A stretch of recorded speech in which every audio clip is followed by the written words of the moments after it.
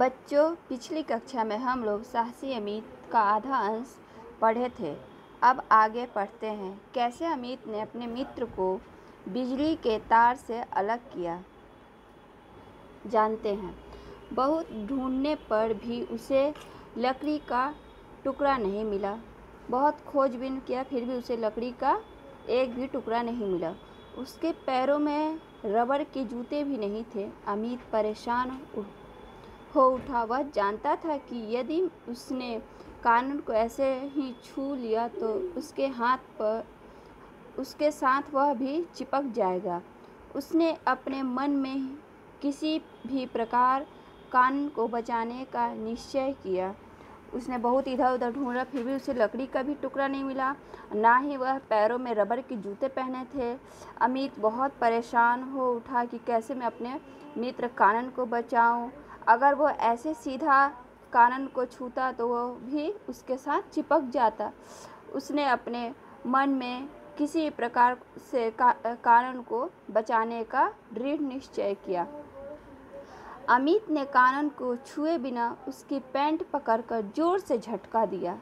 झटका लगते ही कानन बिजली के तार से अलग होकर जमीन पर आ गिरा।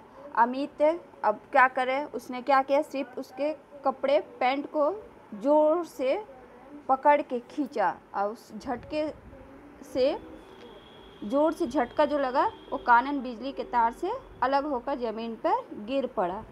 कानन का शरीर काला पड़ गया था। उसकी सांस भी धीरे धीरे चल रही थी। उसे तुरंत अस्पताल पहुंचाया गया। कुछ दिन के इलाज से कानन ठीक हो गया। कानन का शरीर पूरा बिजली करंट लगने से पूरा काला पड़ गया था। उसकी सांस भी बहुत धीमी गति से चल रही थी। उसे तुरंत अस्पताल पहुंचाया गया और जिससे इलाज करने के उपरांत वह ठीक हो गया।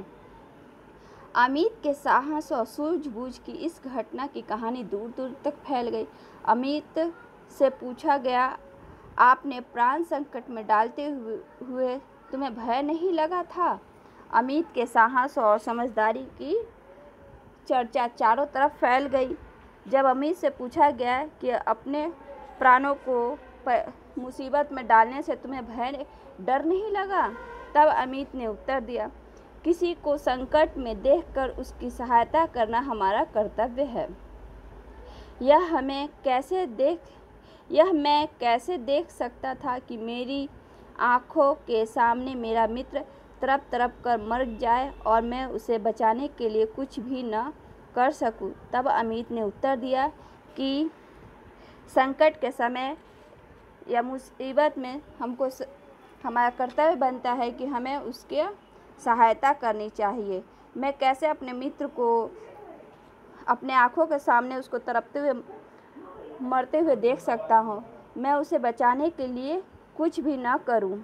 अमित का कहना सच था। मुसीबत में पड़े व्यक्ति की हमें अवश्य सहायता करना चाहिए।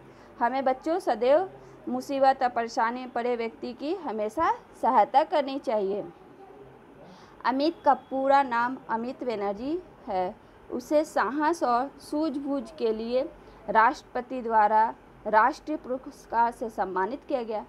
अब अमित को उसके साहस और समझदारी के लिए राष्ट्रपति द्वारा राष्ट्रीय पुरस्कार से सम्मानित किया गया। बच्चों, तुम्हें भी अमित की तरह साहसी सूझबूझ वाला बालक बनना चाहिए। बच्चों, आप लोग भी अमित से सीख लेनी चाहिए। आप लोग को भी साहस और समझदारी से काम लेते हुए अच्छा बालक बनना चाहिए। बच्चों, इस पाठ को आप लोग बार बार पढ़िएगा। इसका शब्दार्थ जानते हैं। दर्दनाक, तकलीफ पहुंचाने वाली, दृश्य, नज़ारा, निश्चय, पक्का इरादा, भय, डर, कर्तव्य, फर्ज, रोंगटे खड़े हो जाना, भय के मारे शरीर के रोए खड़े हो जाना, प्राण संकट में डालना, मुसीबत मोल लेना, सम्मानित, जिसे आदर दिया गया हो, ठगे से, हैरान से, उपाय, तरीका, सहसा, अचानक, सहायता, मदद, अवश्य, ज़रूर। बच्चों, इस शब्दार्थ को आप लोग कॉपी में लिख के याद करिएगा। धन्यवाद।